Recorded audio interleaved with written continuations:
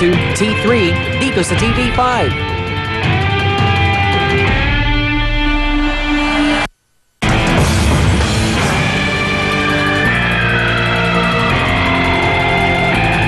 Dito sa T3, ang inyong reklamo agad namin aksyonan si Aling Analisa Landicho at ang kanyang 17 taong gulang na anak na lalaki ay may reklamo lamang sa mga kagawad ng Barangay 7 Caloocan City. Dinampot at pinagbububog daw ang kanyang anak kahit wala itong kasalanan.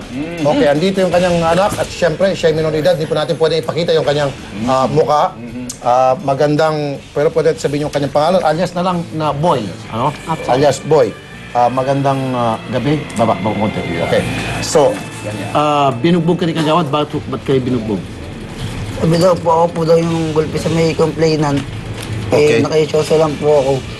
Ikaw ang pinabinta ka ng gulpi. Kaya Opo. ginulpi ka rin niya. Opo. Bali, bisita po ang unang Bisita po gulpi. yung gulpi sa akin. Bisita po ng kagawad. Bisi ng kagawad, ginulpi yung isang tao. Hindi Huwag po natin siya- sabihin complainant. Merong isang tao doon. Ang pangalan ng bugbog. Bali, yung pong bisita ng kagawad po. Okay, bisita ng kagawad. Nanakit po sa kanya. Kaya nga, bisita yung kagawad, sinaktan siya. Opo. Hindi si kagawad mismo. Hindi po. Bali, yung pong bisita niya. Tapos si kagawad hindi umawat. Pinasok po kasi sa loob ng bahay ng kagawad. Bali po, pagpasok po, siguro po gusto po siyang paupuin. May nanuntok daw po sa kanyang tagiliran at sa tenga na, eto na nga po yung tenga niya. Ano si kagawad habang binubugbog siya? Opo. Hindi Nanonood po lang. yata napansin na kung sinuntok po o ano. Nagiginodan si kagawad habang... So hindi si kagawad ang nambugbog? Hindi po, yung pong bisita po niya. Eric, mga researcher mo mga writer mo. Hindi pala si kagawad. Kanina banat tayo ng banat. Pero nakatingin lang si Kagawad. Pero still, hindi si kagawad ang nambugbog. Kanina inupakupakan natin yung mga kagawad. In fairness, hindi pala si kagawad. Pero daw hindi man lang umawat si Kagawad. Still, hindi pa rin si kagawad ang nambugbog. Pero... Pero may pananagutan si kagawad. Baho niya yung mag-awat dyan ng mga away. Nandun ba si kagawad? Nakatingin siya. Opo.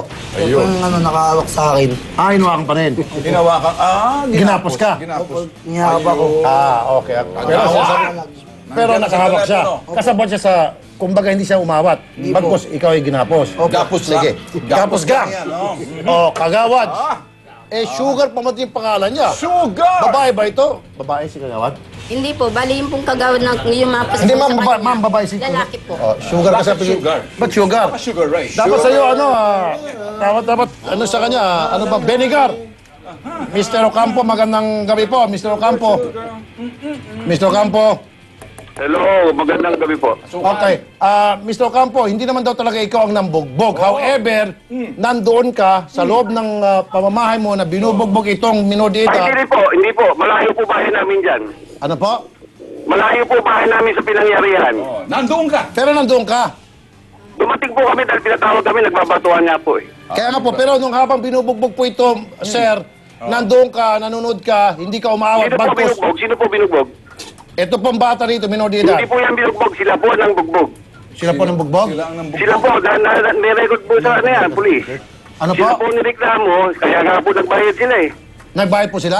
Nakipag-areglo po yan. Oh. Nagkipag-areglo kayo? Opo, kasi po tinakot po nila kami na i-inquest daw po ito. Ano, tinakot? Tinakot Magkano dahil baka nagbayad kayo? inquest niyo raw kasi una Kagawad. po, Sandali naman po, magkano, nag-aaral po ito? pinresyonan po. Hindi, ma'am, nag-aaral pa ba itong anak nyo? Hindi na po, Ano pong trabaho kagagraduate niya? lang po ng high school. Anong Wala trabaho niya? po. Anong oras po nangyari yun? 10:30 po ng gabi. May curfew po sa inyo? Opo. Anong oras curfew? 10 po. 10. Opo. Bakit nasa labas pa siya 10:30 na? Bali, nagulat nga po ako nung nagkakagulo po na tinawag po ako sa bahay na kasama po siya sa, isa po siya sa dinakot. Okay, naka-blatter ito, kagawad, sa mga pulis. Sa pulis po, doon po sila diniretso. Okay. Kaya pinabalit daw po sila sa barangay kasi mag-aareglo na daw po sila.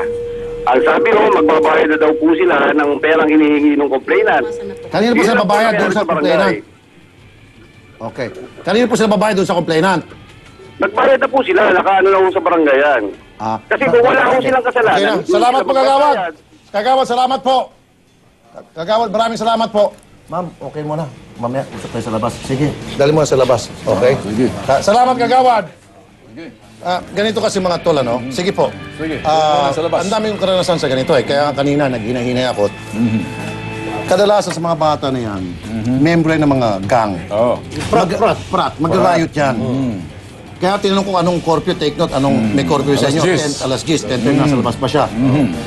Magrambul-rambulan yan. Tapos ngayon, huli ng kagawad, dahil minor de edad, babalik na rin nila. Papakita ngayon, medical certificate.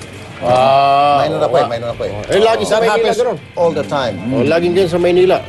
Kaya nga, Eh, we have Rampol. to be fair dito sa mga barangay. Sometimes the barangays, the officials, they're doing their job. Tama naman yun. Eh, natural lang talaga yung mga manggugulo mga kabataan, sawayin. Ay, siguro magdali yan, Tod. Lecturean natin yung magulang. Dahil may pananagutan yung magulang, lalo na yung ina kanina na dinala Saka yung anak. nagipag-areglo eh. Ay, kaya, kung tama ka, kasi pangungunsinti para sa magulang. In fact, Tol, dapat sabihin natin sa mga magulang, ang anak ninyo, pag binatilyo pa yan, pag pasado alas 10, walang anumang panahon niya na dapat tumambay sa labas. Correct. Kapag anumang mangyari niyan, marami mga magulang isisisi doon sa nakasagasaan, na Alam bundol. mo palagi na palusot, mga tol, nung mga bata na sangkot sa riot, may hinahatid Yan. sa sasakayan, Yeah. o dili kaya pinatawag ng Oh. barkada, Oh. kaya dumungan lang sa bintana at bumaba. Yun na, kaya nasangkot na sa kaguluhan. Talaga naman. Kita mo yung style niya. Sabi niya, nagkakaroon ng kagulo, nakiusoso lamang. Ayun. Pwede ba yun? Involved siya, kasama siya doon. Kaya talagang At saka talagang yung kagawad, hindi nang bugbog. In fact, sabi nga, sila nga nang bugbog. Kaya nararapat lang na merong wanted. Tulad ni Rafi Tulfo, nakakabisado lahat yung mga problema kapareho niyan. At may tutok. Yun. Para mabitag yung mga nagsisinungaling. Ayo, In talagang salamat. this case, para sa akin, this mother and Tapikin mo siya sa son, kanila, hindi nagsabi ng totoo eh. Marami silang mga bagay-bagay na hindi inaamin sa atin. Sa bagay, tama yan. They want to use us. Ay. At hindi naman tayo pwedeng papayag na Eh, magagamit tayo. dapat maganda dyan. Pero- I-screenin na mabuti. I-screenin na mabuti. Yung mga reklamo. Bago i-air dito. Nangyayari ito. Hindi siya makalusot sa atin eh. Makalusot man sila doon sa mga staff natin. Dito sa hindi atin, sila hindi. makalusot. Alright. Sige, bago tayo magtapos, mga tol, kumustahin natin ang mga balitaang abangan nyo sa aksyon. Miss Cheryl, anong malaking balita ngayon? Mr. B, kumbaga sa sine, harang, balikbayad. Ito ang reklamo ng mga tumutok sa impeachment hearing ngayon dahil na-adjourn nga agad bago pa man magumpisa. Pero ang bumenta ng husto, ang nagbabalik na si Senador Miriam Defensor Santiago. At suspect sa Ramjan Slay case na binigyan ng ultimatum para sumuko, lumutang na. Ilan lang yan sa mga maaksyong balita natin at dahil 1 minute overtime na kayo. Bilisan mo na, Erwin. Sige. Salamat, Cheryl. Susunod pong action, wag kayong bibityo. Yan ang 30 minuto action na mismo. Dengan salamat sa inyong pagtanaw dito sa T3 Channel 5. Rafi Tulfo Kinim, yung gabi. Magandang gabi! Maraming salamat, Ben Tulfo. Ako naman po, Sir Erwin Tulfo. Iiwan namin sa inyo ang aming bagong kapatid dito sa T3, si Beatbox Gore. Siya po ay isa sa mga grand finalist sa Talentadong Pinoy 2011 Season 2. Hanggang sa Lunes, mga kapatid. Bukas lang. Hindi naman Lunes, napakabilis. Bukas, Ito ang padara Serbisyo Publiko T3. Ang bumangga, Giba!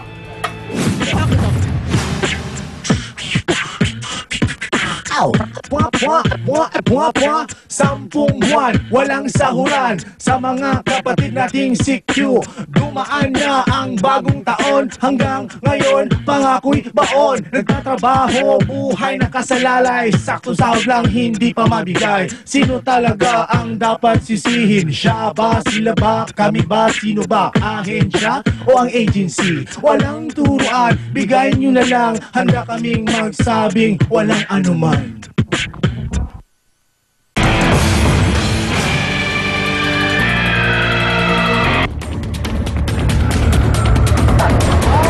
Hindi ukay-ukay o